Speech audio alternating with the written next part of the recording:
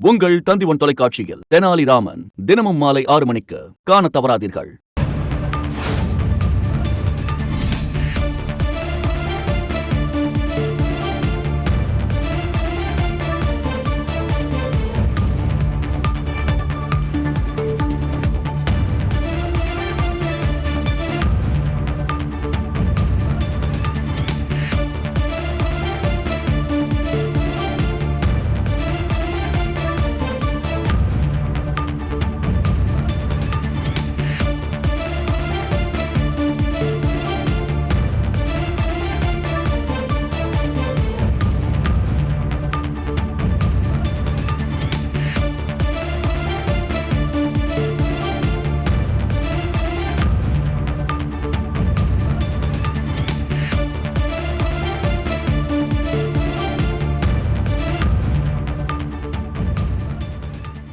இரண்டாவது நாளாக மீண்டும் தொடங்கி இருக்கிறது IPL மெகா ஏலம்.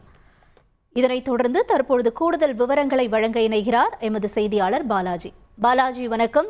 ஏலத்தின் வரிசையில் அடுத்தடுத்து இருக்கக்கூடிய வீரர்கள் யார் யார், யாரெல்லாம் எவ்வளவு வரைக்கும் ஏலத்தில் எடுக்கப்பட்டிருக்கிறார்கள், என்ன நிலவரம்?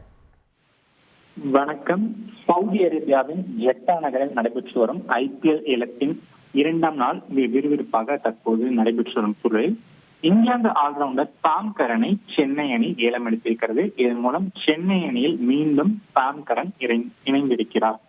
சாம் கரனை 2,40,00,000 ரூபாய்க்கு சென்னை அணி தற்போது ஏலம் எடுத்திருக்கிறது. ஏற்கனவே கடந்த 2020 மற்றும் 21வது சீசனில் சென்னை அணியில் விளையாடியவர் சாம் கரன். தற்போது ஏலத்தின் மூலம் மீண்டும் அவர் சென்னை அணியில் இணைந்தார். இது மட்டுமின்றி மற்ற முன்னணி வீரர்களையும் அணிகள் போட்டி எடுத்து வருகின்றன. குறிப்பாக வெஸ்ட் இண்டீஸை சேர்ந்த அதிரடி ஹிட்டரான ரோமன் பவலை 1,50,00,000 ரூபாய்க்கு கொல்கத்தா அணி ஏலம் எடுத்திருக்கிறது. தென்னாப்பிரிக்கா வீரரான டூப்ளஸியை 2 கோடி ரூபாய்க்கு டெல்லி அணி ஏலம் எடுத்திருக்கிறது.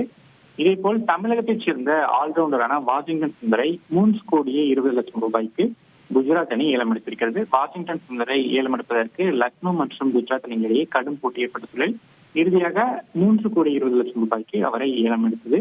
இது மட்டுமின்றி ஒரு அதிர்ச்சி அளிக்கும் விதமாக நியூசிலாந்து பெற்றிருக்கான வில்லியம்சன் மற்றும் பிலிப்ஸை ஏலம் எடுக்க எந்த அணிகளும் முன்வரவில்லை. பிலிப்ஸ் ஒரு அதிரடி வீரராக பார்க்கப்பட்டுள்ளது. அவரை ஏலம் எடுக்க அணிகள் ஆர்வம் காட்டவில்லை.